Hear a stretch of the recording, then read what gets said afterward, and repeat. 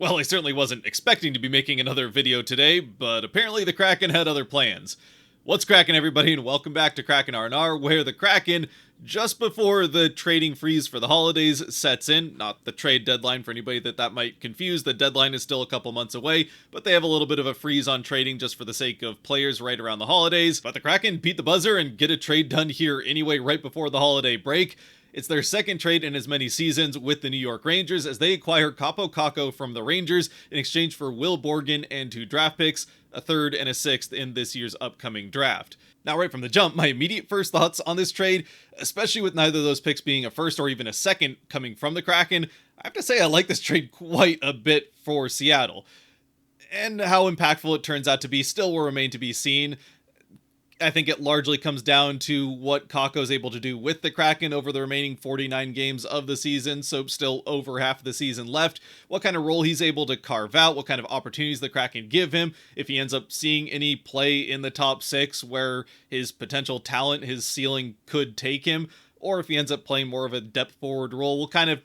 dictate whether this trade turns out to be an absolute steal for the Kraken, or one that we don't think that much of a couple years into the future. So before we dive too deeply into what the Kraken are getting in Kakko, let's take a second to look back on what Borgen has provided for the team over the course of the 3+ years he's been with the team.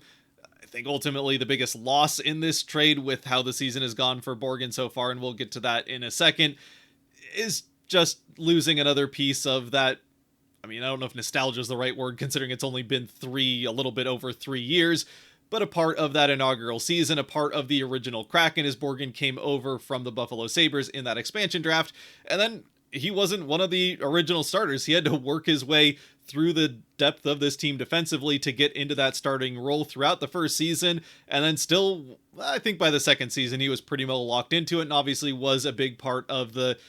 largely third line, but part of that defensive depth of that playoff team in the second year. This season, things have not gotten off to a particularly great start for Borgen. In fact, I would say it's been statistically pretty easily his worst as a Kraken so far. I mean, pretty much the entire season so far, he's seemed like the 6th defenseman, and that even includes large chunks of when Mahura was stepping in for Dunn's injury. Borgen, while he hasn't been a scratch at any point, just has not provided a ton. To be honest, I don't necessarily think he's played as poorly as some of these stats make it look like he has. Still, I think the most the Kraken are really losing with how he's played so far this season in this trade is that he is one of the few Kraken players that are consistently willing to step up to opponents and go to the defense of a teammate after a bad hit or something like that. It's pretty much Borgen, Dunn, and Cartier are the 3 that you can count on. If one of the 3 of them are on the ice, they will make sure an opposing player knows that they screwed up when they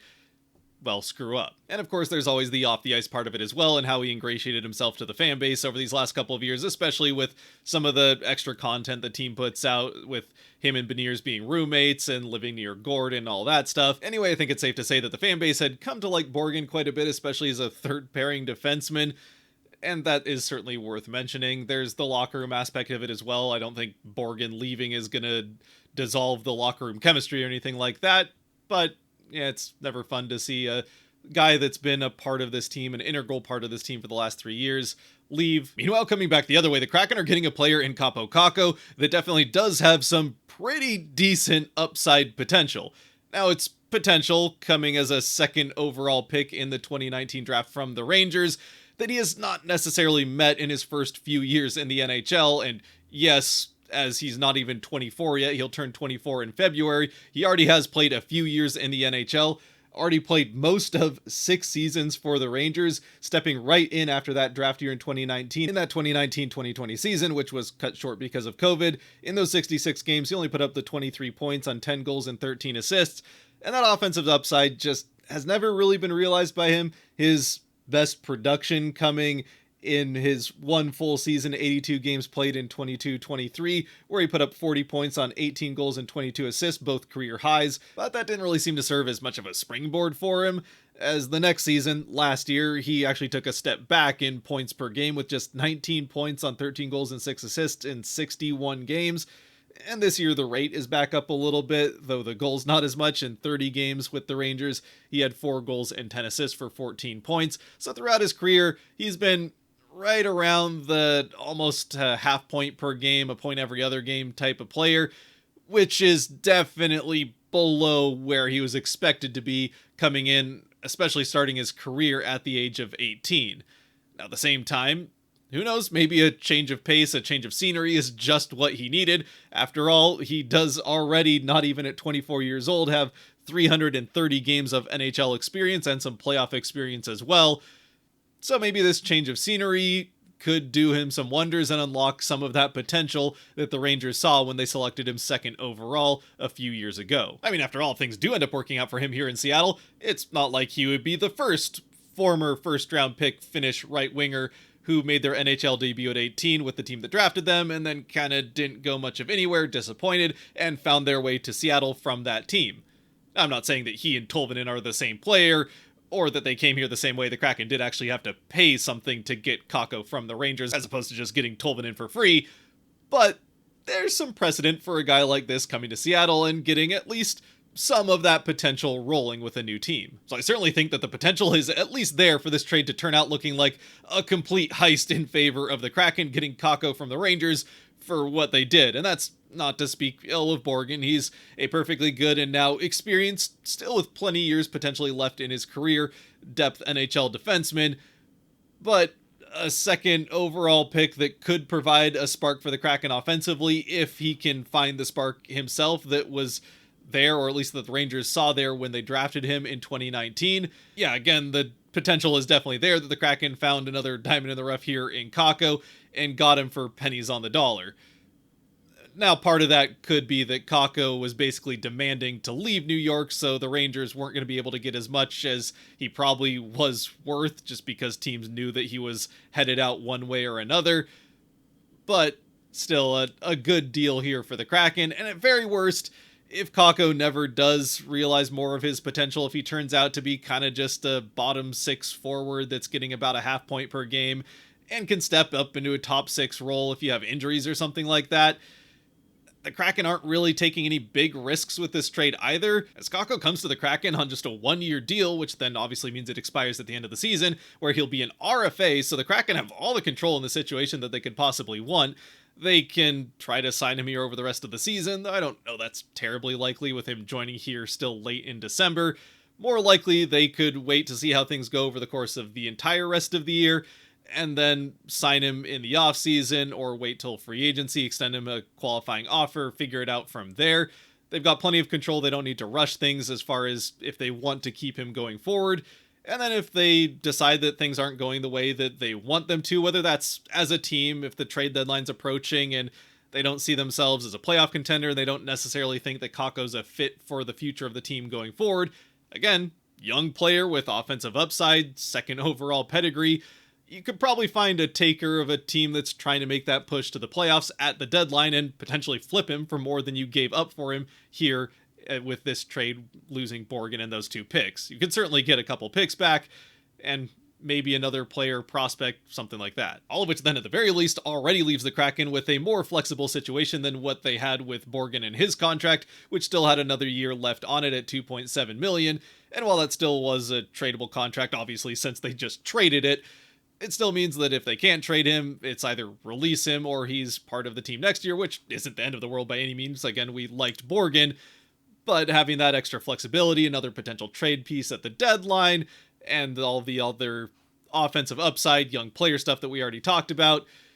plus the fact that cap-wise it doesn't really impact the team a large amount. In fact, the Kraken actually save a couple $100,000 with Kakko's $2.4 million contract over Borgen's $2.7 million, and there's a little bit of prorating there for the amount of season that's already happened, so the Kraken only end up saving about $200,000 cap-wise, though that's not likely to make a huge difference one way or the other as we go through the rest of the season as far as cap flexibility is concerned. And of course, finally, as for what this means for the Kraken roster-wise, it does mean they have plenty of depth on the forward end. They'd already sent Ryan Winterton back down to the AHL. They've got Yanni Gourde coming back at some point soon from his day-to-day injury, you'd have to imagine. They've got Daniel Sprong, who's been a scratch for the last few games, and Kakko, who you'd have to think whether or not it's right away, maybe he doesn't get really caught up with the team in time for the game against Chicago, which really shouldn't matter against Chicago, but hopefully he's at least with the team and playing by the time they play Vegas and Colorado back to back. I'd have to think he plays at least one of those two games. So then as far as where he slots in for the Kraken, you'd have to think at least until Gord gets back that he's probably on one of those top two lines, either on Stevenson's wing or Benir's wing. I would personally probably lean towards Stevenson's wing just so you don't have two younger players in Beniers and Kakko, especially with Kakko just joining the team. Maybe shelter it a little bit more on the wing of Stevenson rather than Beniers. But, I mean, Beniers is one of the leaders of the team with the A on his jersey for a reason, so maybe you don't think about that too much and just put him on that wing with Beniers. Then once Gord gets back, you probably just put him as that fourth line center where currently you've got Mitchell Stevens. And Mitchell Stevens has played pretty well, but he's ultimately a depth guy, and yeah, Gord is certainly stepping into one of those roles, and you're not going to scratch Kakko, so yeah, that's probably how I see it shaking out. Then whether or not Kakko stays in a top six role or if he moves down the lineup, we'll have to wait and see. Obviously, right now, the one line the Kraken are unlikely to mess with too much is Wright's line with Tolvanen and Bjorkstrand, but if things do have to get mixed up, we'll have to wait and see what happens. I'm sure we'll see all sorts of different line combinations over this next stretch of games the Kraken have, as they really need to get something going consistently offensively to get back into the playoff hunt. While defensively with Borgen out, I think the solution is pretty obvious. Mahura will step into a more permanent starter role, and then maybe you call up Cale Fleury as the extra if you need him. He's played pretty well at the AHL level, and obviously we've seen him play decently at the NHL level as a depth defenseman, so I don't think the Kraken are really struggling for third pairing defenseman right now. They've got, Fleury, who's played decently in the past, and certainly Mahura, I think we've been generally impressed with as a depth defenseman so far this season when he had to play a good chunk of games with Dunn's absence. So one more time then, overall this is a trade for me that has only potential upside for the Kraken with no real downside. At worst, it's a trade that we don't really remember that much in the future. It doesn't have a huge impact on the team one way or the other.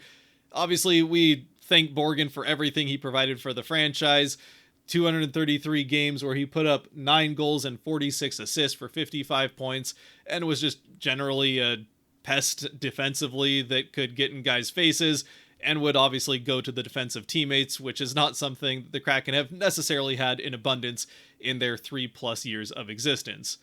As for Kakko, hopefully he can find some of that second overall potential and be the spark offensively that not only the Kraken could certainly use at this point in the season and just the franchise history in general, but maybe he can find that offensive spark that he just hasn't been able to find with the Rangers to this point in his career. With that though, as always, I'd love to know your thoughts down in the comment section below about this trade. Who you think won it, who you think lost it, if there's a downside that I'm just not seeing to this trade for the Kraken, or if you think that it is a complete steal and there's no way the Kraken can possibly lose this trade. Let me know your thoughts, as well as maybe your favorite memory of Borgen as a Kraken, as I suppose the one real downside is that it's always hard to say goodbye, especially to players that have been here since the beginning, like Will Borgen. Until next time, though, which might just be Kakko's first game with the Kraken, stay safe out there, be good to each other, God bless, and go Kraken!